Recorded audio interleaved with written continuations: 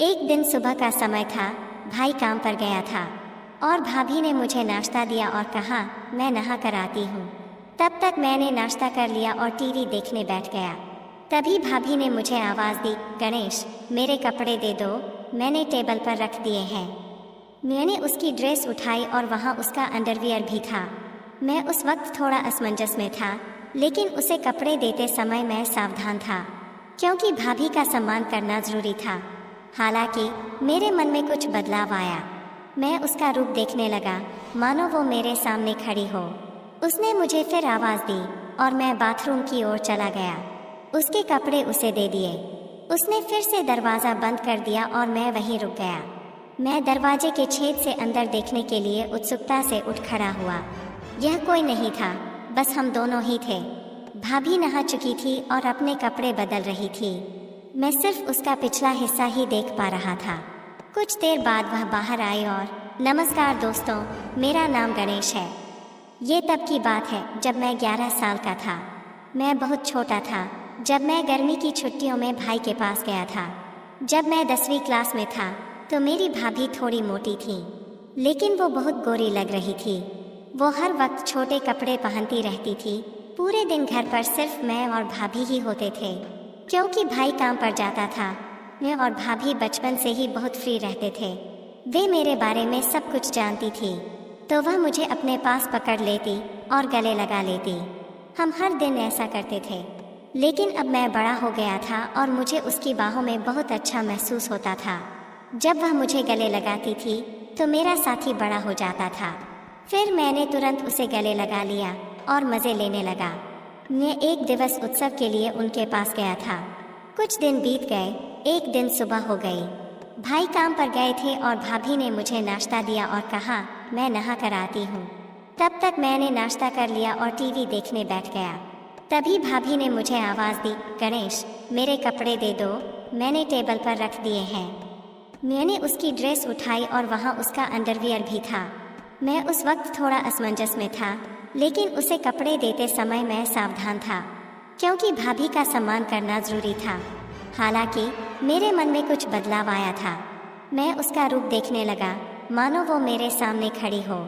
उसने मुझे वापस बुलाया और मैं बाथरूम की ओर चला गया। उसके कपड़े उसे दे दिए। उसने फिर दरवाज़ा बंद कर दिया और मैं वहीं रुक गया। मैं दरवाजे की दरार से अंदर देखने के लिए उत्सुकता से उठ खड़ा हुआ। वह कोई नहीं था, बस हम दोनों ही थे। भाभी नहा रही थी और अपने कपड़े बदल रही थी। मैं सिर्फ उसका पिछला हिस्सा ही देख पा रहा था। कुछ क्षण बाद वह बाहर आई और मुझसे बोली, गणेश तुम भी नहा लो। मैं तुरंत वहां से निकला और नहाने लगा। अंदर भाभी का अंडरवियर लटका हुआ था। मैंने उसे हाथ में ले लिया और उसकी महक में खो गया।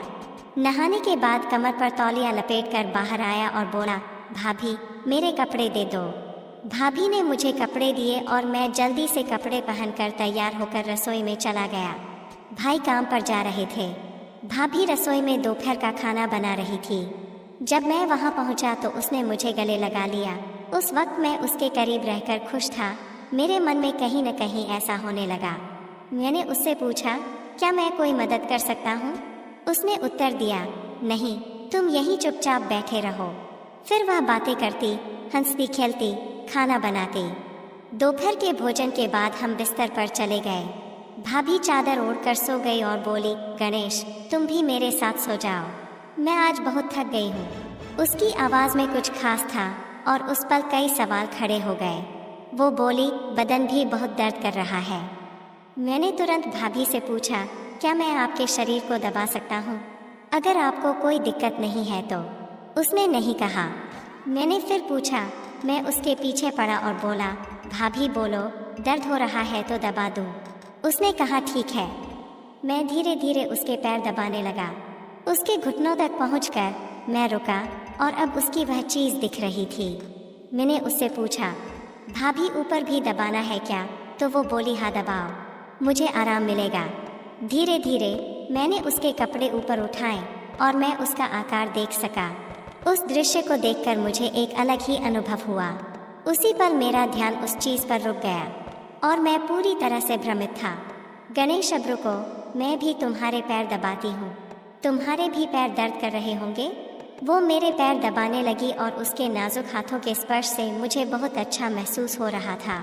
उसने मेरे पैरों को दबाते हुए मुझे आराम दिया और फिर हम वहीं सो गए। अब मुझे थोड़ा बेहतर महसूस हुआ। फिर भी मैंने उनसे पूछा कि भाभी, क्या मैं आपको गले लगा सकता हूँ? भाभी ने मुस्कुराते हुए जवाब दिया, क्यों नहीं, लगाओ। तुम ऐसे क्यों पूछते हो? हम दोस्त हैं ना।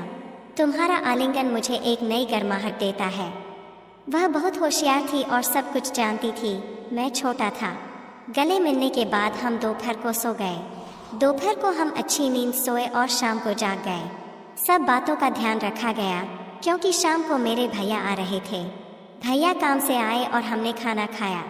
भाभी ने कुछ खास पकवान बनाए थे जिससे सबके चेहरे खिले हुए थे। वहाँ का पूरा माहौल खुशियों से भरा हुआ था।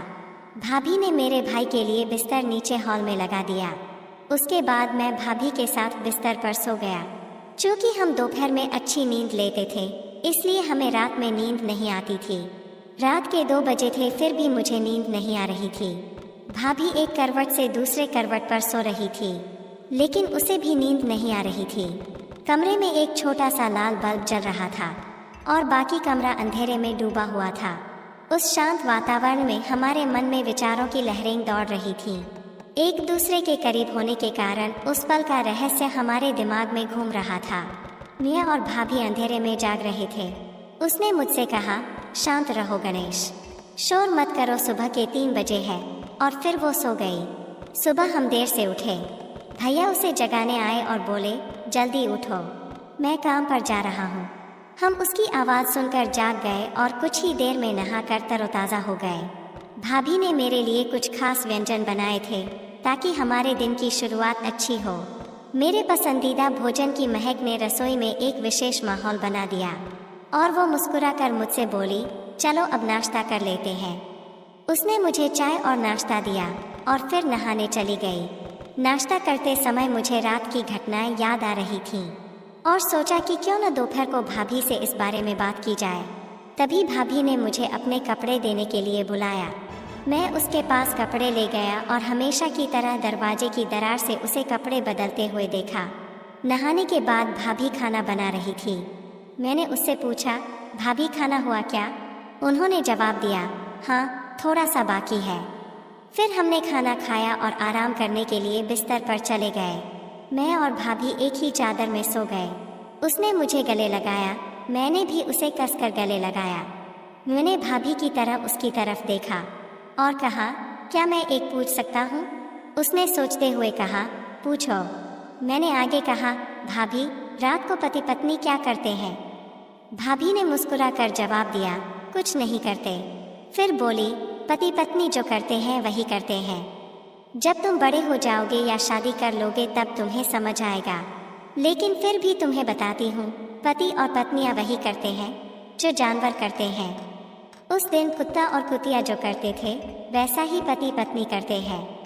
मैंने उनसे पूछा, अरे भाभी, ये क्या सिर्फ पति पत्नी के लिए है? उसने जवाब दिया, नहीं, कोई भी कर सकता है, लेकिन इसे निजी रखना महत्वपूर्ण है। यह एक रहस्य है, अगर किसी को पता चल गया तो बड़ी बदनामी हो सकती है। मैंने थोड़ा आश्चर्य से पूछा, क्या ऐसा हो सकता है? उसके बाद मैंने विषय बदलते हुए कहा, भाभी, क्या आज हम कोई नई चीज़ कर सकते हैं? क्योंकि आज मुझे नींद नहीं आ रही है। तो वो मुस्कुराकर बोली, कोई बात नहीं, चलो ऐसे ही लेटे रहते हैं। फिर हम गले मिले। मैंने उन्हें कसकर पकड़ लिया और कहा, भाभी, आप भी मुझे कसकर गले लगा लो। वो तुरंत मेरी बाहों में आ गई। फिर एक अनोखा जादू हुआ। उस क्षण मुझे एक अपूर्व आनंद की अनुभूति हुई।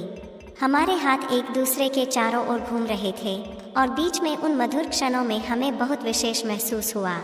हम एक दूसरे की बाहों में खो गए। मेरा साथी सख्त हो रहा था और मुझे बाथरूम जाना था। मैंने भाभी से कहा, भाभी, मुझे बाथरूम जाना है। उसने भी मुझसे कहा, चलो मुझे भी जाना है। हम दोनों एक साथ बाथरूम गए। फिर मैंने मन में ठान लिया कि भाभी को अपने साथी के दर्शन दिखाऊंगा। भाभी बाथरूम में जाकर बाहर आई और फिर मैं अंदर चला गया और भाभी से बोला, भाभी, मेरी संवेदनशील जगह पर थोड़ा दर्द हो रहा है। उसने कहा, क्या हुआ? मैंने कहा, जगह बहुत तंग है। वो बोली, ठीक है, दिखाओ। मैंने तुरंत चेन नीचे कर दी और अपने साथी को दिखाया। वो बोली, कहाँ दर्द होता है? मैंने कहा, आगे हल्की सी जलन होती है। उसने कहा, अरे तुमने मिर्च खाई थी क्या? फिर वो तेल लेकर आई और बोली, इसे लगाओ। मैंने कहा, तुम लगाओ, मुझे बहुत जलन हो रही है।